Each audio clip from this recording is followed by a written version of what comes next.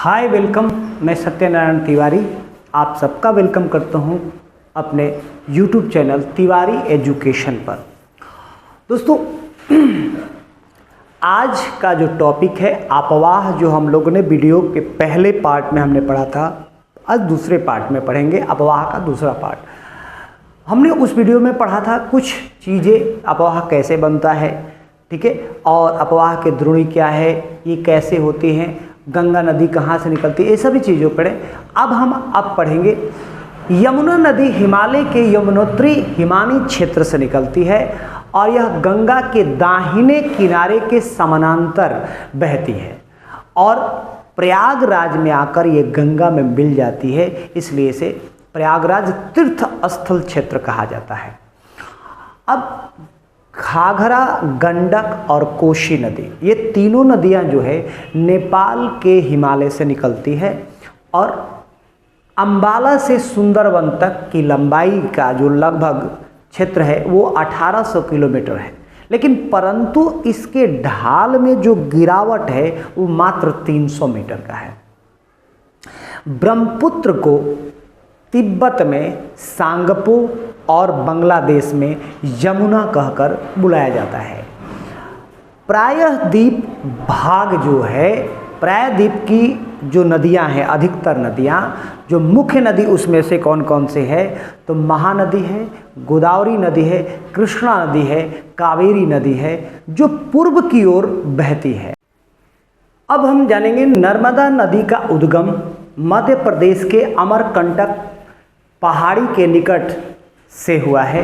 यह पश्चिम की ओर भ्रंश घाटी का एक निर्माण करते हुए समुद्र तक पहुंचने से पहले कई दर्शनीय स्थल को बनाती है। अब गोदावरी सबसे बड़ी प्रायद्वीप नदी है, इसको गोदावरी को सबसे प्रायद्वीप नदी माना जाता है, सबसे बड़ी प्रायद्वीप नदी माना जाता है। इसके साथ साथ ये महाराष्ट्र के नासिक जिले से पश्चिमी घाट के ढालों से निकलती हुई इसकी लंबाई जो है 1500 किलोमीटर है और यह बहकर जाकर समुद्र में यानी बंगाल की खाड़ी में जाकर मिल जाती है। अब गोदावरी नदी में यानी गोदावरी नदी की अनेक सहायक नदियां इसमें आकर मिलती है, जैसे कि पूर्णा, वर्धा और प्राहिंता, माजरा, बेनगंगा, पेनगंगा, ये इनकी सहायक नदियां मानी जाती है। महानदी का उद्गम छत्तीसगढ़ के उच्च भूमि से हुआ है और इस नदी की लंबाई 860 किलोमीटर है और इसकी अपवाह द्रोणी जो है महाराष्ट्र में, छत्तीसगढ़ में, झारखंड में और उड़ीसा में देखने को मिलता है। कृष्णा नदी महाबलेश्वर के निकट एक स्रोत से निकलती है और इसकी लंबाई 1400 किलोमीटर है तथा इसकी सहायक नदियां जो है ये तुंगभद्रा, कोयना, घाटप्रभा, मूसी तथा भीमा नदी इनकी सहायक नदियां हैं और फिर ये जाकर कहाँ मिल जाती है, बंगाल की खाड़ी में जाकर मिल जाती है। अब कावेरी नदी के बारे में हम जानेंगे। कावेरी नदी पश्चिमी घाट के ब्रह्मगिरी से निकलती है।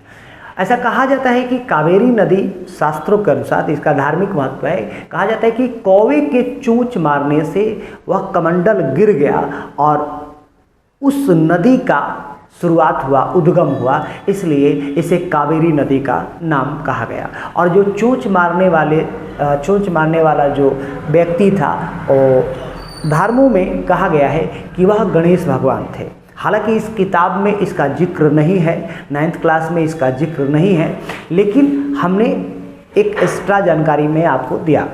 इसकी सहायक नदियां जो है अमरावती, इसकी लंबाई जो है 760 किलोमीटर, अमरावती और भवानी और हेमावती और कामिनी है।